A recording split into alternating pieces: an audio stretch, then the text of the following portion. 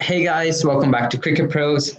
Today we have the Netherlands cricketer, Mr. Michael Rippon, here with us today. So, first of all, how are you, Mr. Rippon? Yeah, I'm good, thanks. Yeah, I'm obviously in New Zealand at the moment. We've just got out of level 4, so yeah, it's good to be back outdoors and getting back to daily routines really. Yeah. So, how's the lockdown, the coronavirus situation there? Is everything good? Yeah, we're pretty good now. So like I said, we've sort of gone back to normal. Obviously, a few restrictions and that, but yeah, we got out of level 4 last week, and now we're into our second week of level 3. So obviously, it's still a bit different, but like I said, at least we're allowed to get outside and do normal activities and all that. Mhm. So hopefully in the next couple of weeks we can keep going down the ladder and proceed back to normal. Yeah. So before we get into the 10 questions, I just want to ask, how was your experience playing with the legends of the game, such as Chris Gale and Andre Russell for the same team? So how was your experience playing with them? Yeah, it was good. Obviously, when the draft was happening, I was in New Zealand. The draft was happening in my local time, like 2 or 3 o'clock in the morning, and I happened to wake up just randomly to get some water. Um, Went onto Facebook and saw that the draft was happening live, and I went on to the auction, and then in 10 minutes I got onto the category that I got picked up, and then once I got drafted, I looked at the side to see who had been picked already, and I saw the likes of Gale there already, and Russell and Malik, obviously, because they were the marquee players.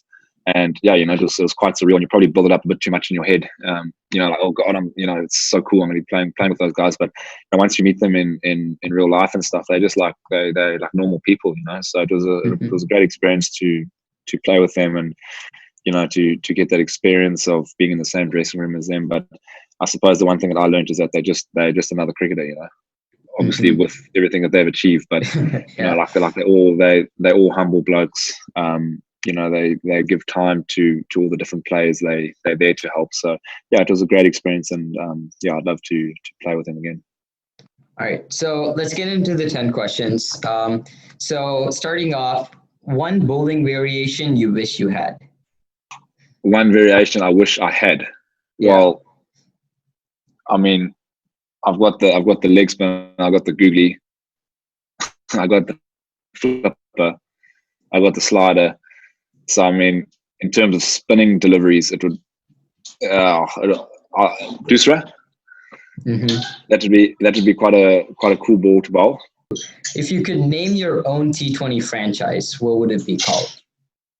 Oh God. Well, I suppose a franchise it'd be made up of more than one team. So, um, or more than one provincial area. So I would go. Oh man, this is tricky. Let's go the South Island Freeze. Okay, Is it's going to be a is that great name good? when it makes the debut. All right. So number. All right. So number 3, if you could watch one game from history live in a stadium, which game would it be? So you broke up again. You said one game live from history. Yeah, that you would like to Uh, watch. yeah, the first game that comes to mind is the '99 World Cup semi-final, Australia South Africa. Hmm. Yeah, Okay. that So. broke me. So, number 4, one rule in cricket that you would like to change.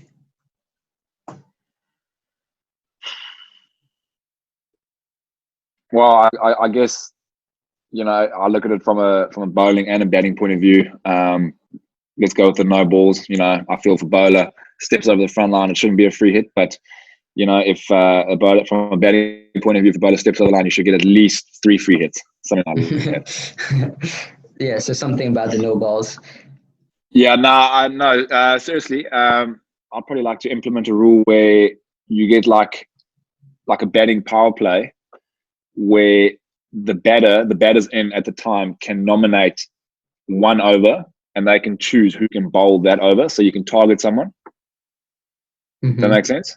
Yeah, You can choose a batting power play, and then you say, okay, he's got a bowl, because then obviously it's tactical, like depending on what the guy bowls and which side he's bowling from and the ground conditions and all that. all right. So number 5, late nights or early mornings? What does that mean? Like, do I prefer going Yeah, to do you bed prefer late? like late nights or wake up early or getting bed late? Uh, I prefer I prefer getting up early. Um, yeah, I mean, it's probably easier to go to bed late and wake up later, but I feel Mhm. better if I wake up early. I like to get up early and get my day started. I just All right. think in this lockdown period, I'm probably not the only one, but the routines have sort of been shifted a bit. Yeah. Which 3 batsmen would make your dream hat trick?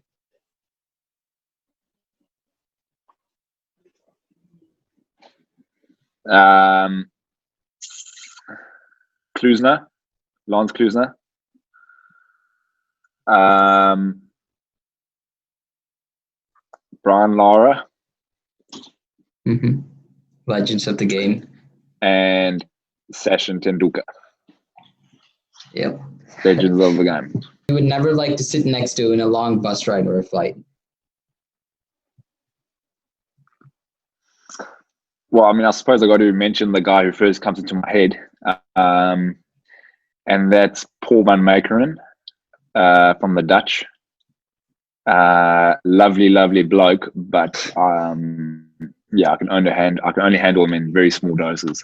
So, yeah, Paul's actually my first roommate when I played for the Dutch in Namibia, and that didn't last too long because he's quite an aggressive snorer and sleeper and stuff. So yeah, I asked for a new roommate. Yeah, Great. Which IPL team, if any, would you like to play for? Royal Challengers. Is there any particular reason or just your favorite team? I just think from season one, when season one came out, they were always a team that I supported. I'm a big fan of Jacques Callis. And he started playing. That was his Uh-huh. first franchise. So I suppose just from a viewer, I've always supported them. Yeah.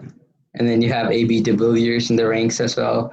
So Yeah, it's yeah, so hard to keep up to date, at the yeah, moment because it's constantly changing, with all yeah, the signings and stuff. But if we go back to the original, that was my favorite team: the Royal yeah. Challengers, Kolkata Knight Riders, and Rajasthan.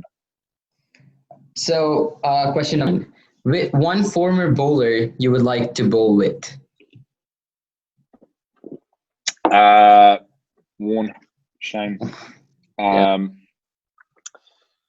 yeah, obviously him from a learning point of view, from a spin point of view, same as Brad Hogg. That's been an awesome experience. But then in terms of like, again, from a fan point of view, watching as a kid, I'd love to just watch a guy like Shayib Akhtar bowl. You know, Mhm. um, as a kid when I used to watch him bowl, I used to get goosebumps. Just watching him run off The that long pace. run up bowling 150 k's an hour. It's just exhilarating. So what is one thing that the Netherlands team has that no other team does? Um, that's a good question. I think something that we've always spoken about is the one area where the Dutch differs from everyone else is we've got quite a diverse culture playing in the team. We've got a lot of guys coming into the side from different backgrounds. Mhm. We've got guys that have been born and played a bit of youth cricket in Australia, in South Africa, in New Zealand. Right. We've had a couple in Pakistan, a couple in India. So we've sort of had guys playing their cricket, having the upbringings in certain countries, and we're all coming to the Dutch. So it's quite good as a collective because you've got that different experience of Mhm. how to play in different conditions and all that. So that's something I've always found that's been great with the Dutch. Is obviously everyone playing for the Dutch deserves to be playing for the Dutch because Right. they are the residents or citizens or Mhm. qualify through the ICC regs. But that's something I've always found. Is you've always got someone to talk to, because especially as an international team, you're traveling a lot to the subcontinent, or now they've got the World Cup in Australia coming up. So there's always guys in the squad, like the head coach is Ryan Campbell, to play for Australia, James Hildreth. So there's lots of experience to call on, lots of advice. So I've always felt that's been a big advantage or big strength of the Dutch, is just the diverse culture within the group. So yeah, that's all the 10 questions. That's all the questions we have. It's wonderful, talking to you. So yeah. Cheers, mate. Bye. Don't forget to like, share, subscribe, and leave your comments in the comments section below. Click on the bell icon for notifications.